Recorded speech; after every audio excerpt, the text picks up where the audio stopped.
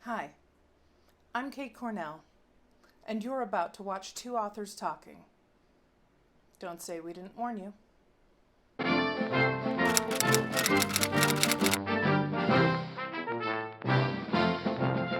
So, Hello, Kate Cornell. hello. I'm Kate Cornell, and I'm here with Brooke Fossey. Thank you for joining us. So, let's get started. Let's kick it right off with one of my weirdest questions, because everybody's different. When did you first know that you were a writer? Okay, so I'm a late bloomer, Kate, because I didn't start writing till about 10 years ago, Mm-hmm. and I'm 41. So I started when I was home with a bunch of babies. I had four kids in 5 years, and I was going insane. And during their nap time, I started to mess around, and I fell in love with it. It was my reprieve. It was my break, and Oh, then I cool. couldn't stop. Nice. Yeah, And I mean, there it is. The rest is history. Um, the rest is history. so I'm assuming that since then your kids are older. So it sounded like originally your routine was just whenever they were napping, that was sort of you grabbed your Yeah. time where you had it. But what's your routine now? Has it sort of stayed the same? You just like plot it out that way? So it's really funny. I think that because that's how I started, and I did that for many years, Mm-hmm. I'm sort of conditioned to do that now. I don't like sitting down at 8 a.m. and then working till 11. Like I like squeezing it in between stuff Mm. that is different every day.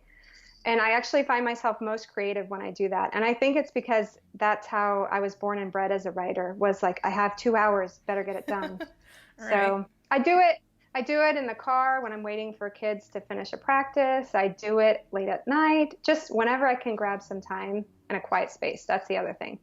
So what is that? Do you have a laptop with you, or do you just take a notebook, or what do you write on? Oh, no, I'm a laptop Okay. kind of girl. Okay. And I can't go to coffee shops because I tend to read out loud a lot as I'm writing and I look like a crazy person. it's, it's not too bad. There are worse things. I Um, guess, yeah. yeah. So do you have like a candy drawer or a snack drawer that's like your little writer treats? Like a dog treat. Yeah, Write your little 500 Scooby words and get snack. a treat. No, I have an entire pantry because I have two teenagers and my daughter likes to bake. So there's like no Oh shortage of yeah. junk food over here. Wow. Yeah, we are well stocked almost always, unless it's towards the end of the week when the kids have like cleared out the pantry. It's So like the locusts come and eat the field. they Pretty just much how it works. descend. They descend upon it. Um, is there a word or a phrase that you use too much in when you're writing a first draft, and does it change between projects? No, I'm pretty consistent. I'm pretty consistent. I start a lot of sentences with the word and, which I know Hmm. is a grammar no-no. I use just a lot, and I think that's a common thing for writers. I Is use that for just a you? lot too. I always have to universal search it after I'm done with a draft and get rid of all of Mm-hmm. them. And the other thing I like too much is the semicolon. I get a little freewheeling with a semicolon. I'm like, that sentence needs a semicolon, and that sentence needs. I need to combine these two sentences and put a semicolon. I have too many commas. That's always one of my problems. I write more like an essay style when usually I have editors come through and be like, don't write like this is a paper." Like which is, I mean, that's just what you sort of grow up writing, and then they're like, you don't need all these commas here, and I'm like, yes I do, because that's how I Chicago like style commas. tells me to do it. I am. I love commas. So if I copy edited you, I'd be like, add. Here's some Yeah, more there's commas. some more, just sprinkle throughout, just a general note, more commas. So I use just a lot. I feel like I say started, and I think in my head I'm like, they started to do this. So as you're reading, keep in mind that they are continuing to do that, even though it's like, no, that's unnecessary. But I don't know if I do that too much. That was in my most recent book that I did that, where I feel like, I think I'm like, this is what they're doing. So just, they start doing this. They're and doing they it. keep doing it as they're talking. So yeah, I think Oh, it's, I do a lot of blinking. He blinked. oh, She blinked. It's like a response. It's like this catch-all response that can mean so many things. yeah. And so then I have to go find a gesture that's more appropriate because Okay. everyone's doing a lot of blinking in my manuscript. It's natural. You just have to blink sometimes. So what inspired your most recent book, which, as we talk today, is The Big Finish, but whoever knows, the internet is forever. So whenever they stumble on this, who knows what book will be out by then. But what inspired The Big Finish, and where do you typically start on new projects?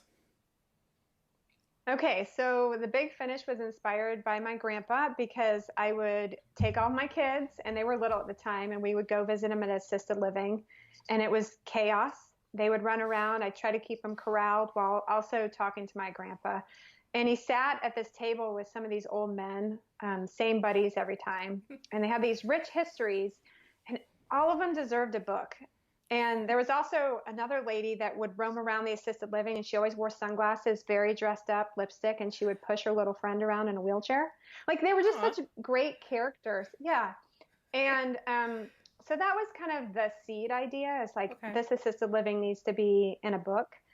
And then what I did was the chaos that my kids brought. I kind of wrapped them up into the character of Josie, who's Yeah. the girl that climbs through his bedroom window, and she brings a lot of chaos, but also a lot of joy, which is what my kids would do Hmm. too. So that's how I was off to the races. So do you think that there will be more books inspired by those real life people? No, I think I'm not a sequel kind of girl, Okay, it's generally not going to be a speaking. So series. All right. no, I don't see a series. All right. No worries. Who knows? Sorry. Maybe one day there will be something that will just spark that, draw that back in. Um, so how do you know when you aren't getting your writing in? How do you know if you aren't getting enough writing time? I think everyone around me knows that I'm not getting enough writing time. All right. Yeah. Yeah, I'm pretty grumpy. I'm pretty grumpy. And even if I sit down to write and I just have a bad writing day, which means like, you've had those where you sit in front of a page and 2 hours goes by and you have 100 words that you had to work really hard for. Hmm. That's like a bad writing day for me. And I'm just grumpy. And my Yeah. husband will be like, don't you need to go write? And you could tell I'm having a good writing day when the laundry isn't done and the dishes are in the sink Yeah. and the house is a disaster. I Yeah. mean, But I'm happy. I'm happy priorities. then. I know. So this is your first published book, and I guess I should give a little background for our listeners or watchers. Brooke and I were part of a writers group together. So I have heard some other stories, some other of your Mhm. ideas before, which I don't want to talk about in case they get new life and come out later. But since I've heard some other stuff you've written, I'm wondering, do you feel like you have an untold story that's something that you've always wanted to write, or an idea that you've had for a really long time, but you haven't been able to put it out there yet? There's one, I have 5 manuscripts that preceded this one. So Mm-hmm. there's one that I really believe in Mm-hmm. that I think at some point I will bring out, and it needs to be edited. Right. But yeah, there's one. But if I'm forward looking, I'm not an ideas girl. I don't know how to explain this. So for instance, I carpool with this author, J.B. Sanders, who you know, and he's prolific. I mean, short stories, novels. And every Wednesday we ride for an hour together or more to workshop and back. And every day he has a new idea. And I'm not like that. I'm more like situational. My ideas come from like what's happening in my life and what I'm reading and a question I'm kind of asking myself. And so it's just very like what I'm writing right now is what I'm working on. And I don't have like all these ideas floating around Okay. in my head. It's empty space up there, Kate. I mean, that's not bad. I think I but when I have like the new fresh idea, I don't want to work on anything else. So if like if my book that's coming out is coming out, I'm like I don't care anymore because I'm on to the new The latest and next. greatest thing. Which I mean, I think that's interesting that you can have that idea and see it to completion, whereas some people have tons of ideas that they never finish, which True. is sort of the opposite side of that, which is if you have Yeah, all it's a these. different problem. Yeah, so yeah, there's Yeah. nothing wrong with that. There's never anything wrong with that. No. And I write, about a dozen short stories a year or two. And so some of my little ideas that I don't feel like have a book behind them, I will put, you know, 2,500 words to, and then I just move on. So So there's that. I already answered this next question for us, but you're part of the. I'm assuming since you just said you're still part of the DFW Writers Workshop. What do you think is the benefit of being in a group like that, or are you in other writers groups as well?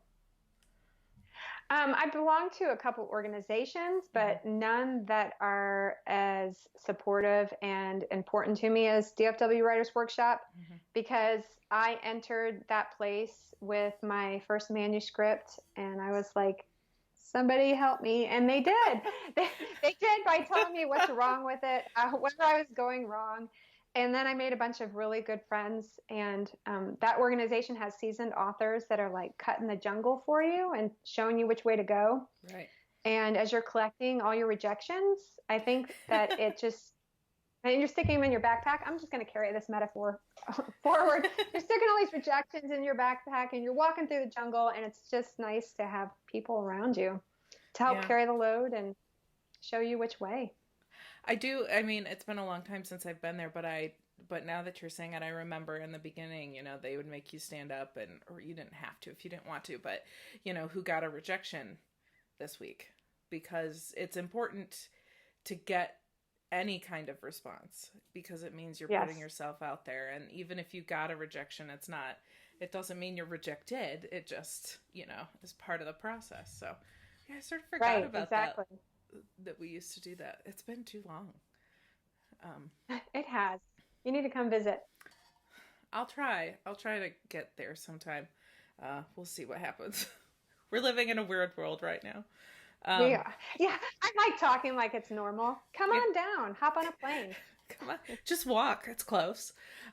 So, what is a trope or a character that you find yourself drawn to in fiction? I would say, I don't know if this is a trope, but I love I think it carries on to all things, but I love dichotomy.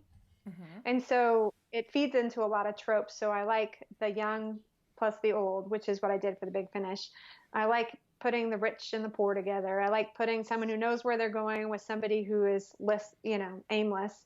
And so I think that that folds into a lot of tropes, dichotomy, Mm-hmm. but that's in all of my stories. I Interesting. think it's natural conflict, so Right. that's how I approach it.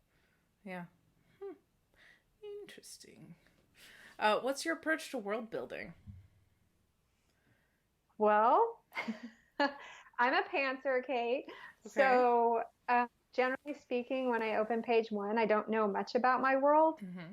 And I think it's to my advantage. I don't know. I think, if I was writing high fantasy or something that I would say something different. But for me, for book club fiction and the kind of fiction that I write, not knowing my world's kind of nice because I start peeling it like an onion and it just folds the reader into it as I get deeper into the world. And then I always go back to page one and I clean it up and edit and I add some of the touches that I learned on page 300 to page one, but it makes it very organic.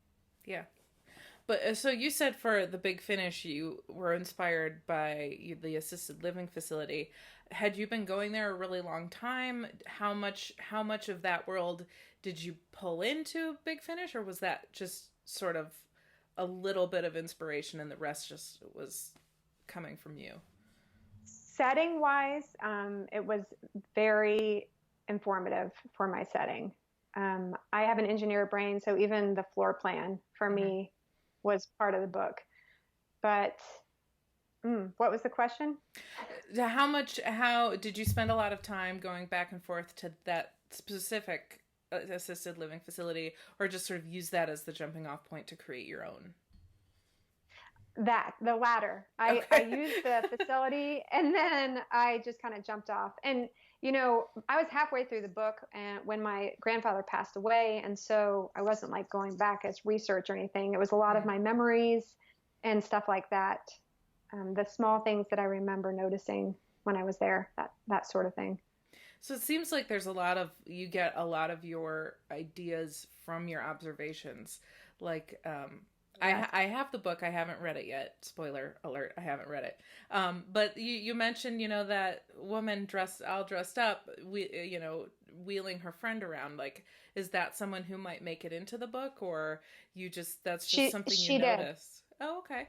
No, in a way she did. I didn't know anything about the woman other Right. than she wore sunglasses and she pushed her friend around. But she's Valencia, this lady that just dresses up at the assisted living and is always wearing these very eccentric outfits. I mean, that's that woman. I don't even know her name, which is unfortunate, but So yeah, but that's cool that you get that there is stuff from real life observation that has comes in and takes on a new life when you start writing. I think that's cool. yeah.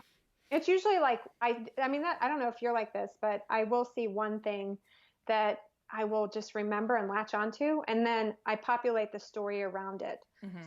I mean, that's how it works for me. So, I I get weird what if questions. So I usually, I yeah, mean, so I guess for me, I don't start from an emotional point. I start more from like a what if the world was this way, and then how would people react to it, as yeah, opposed to this is how the world is, and what's different is how people react to it.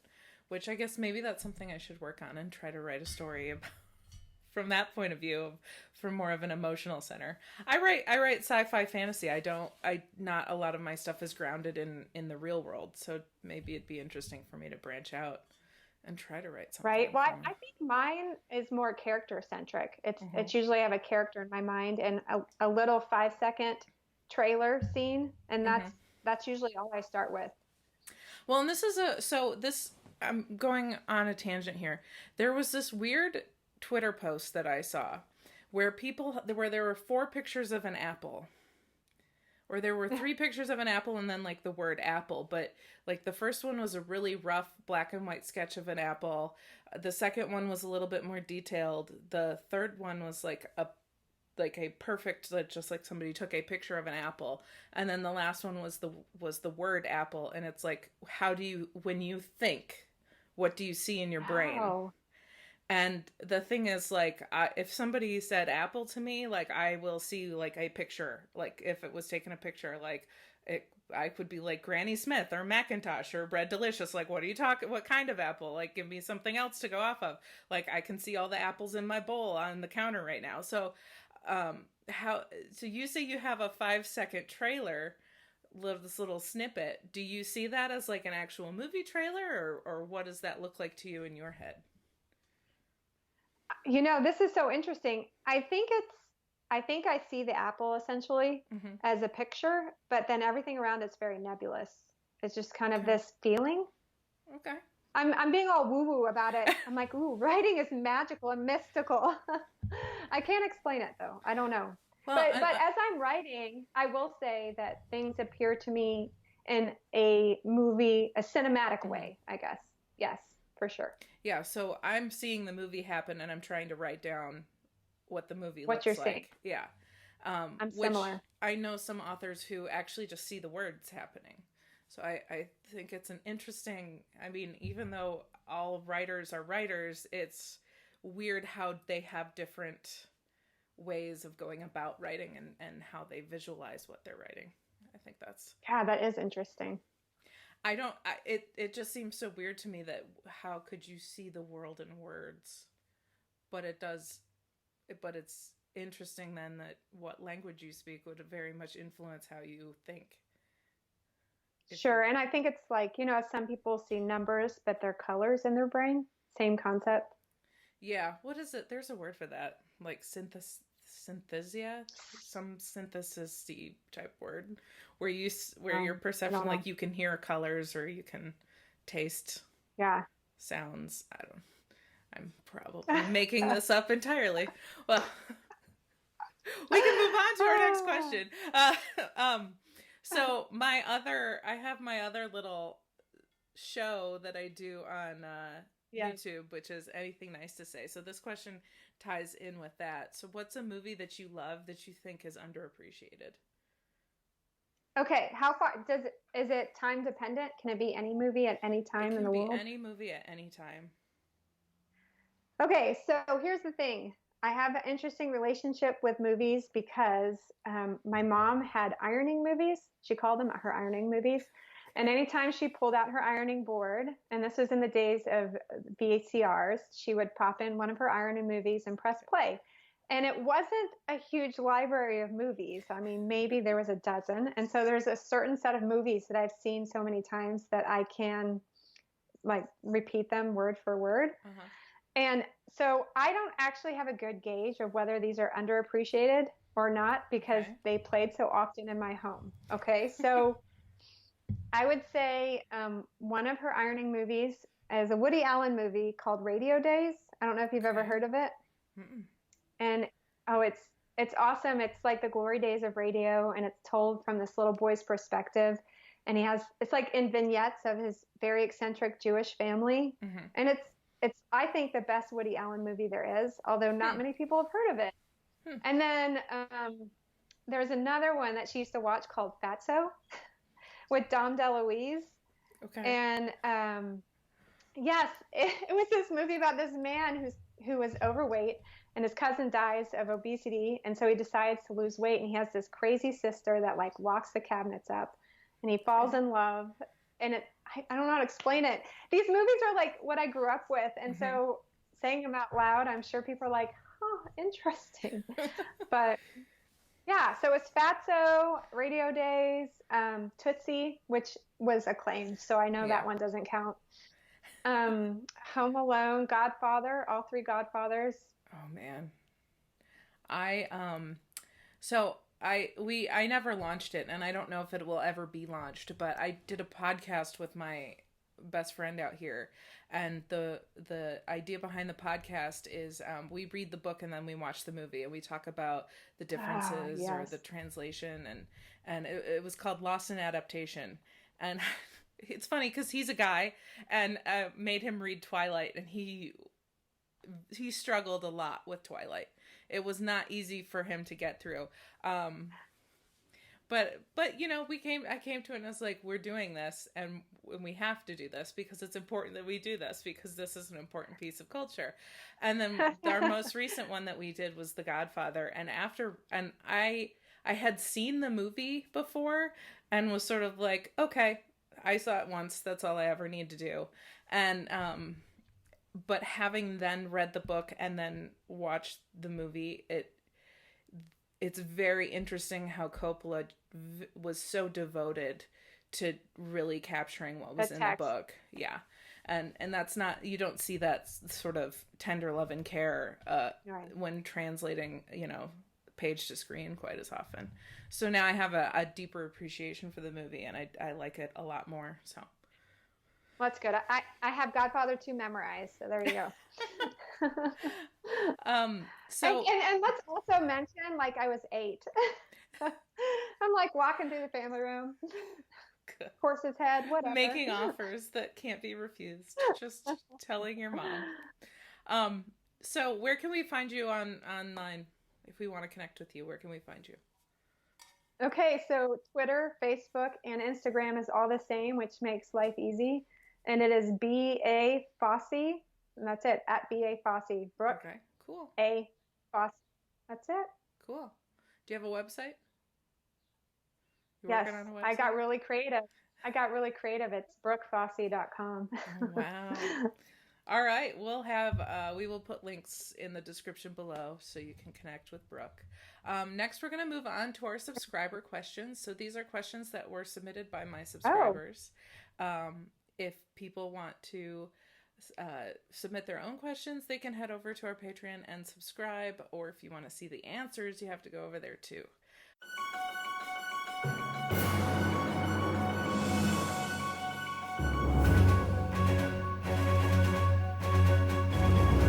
Thanks for watching Two Authors Talking. To become a subscriber, head on over to Patreon and submit your questions. You'll also have access to exclusive content. Be sure to like, share, and subscribe. Hit the notification bell to see when we drop new interviews and also other content on our channel. See you next time.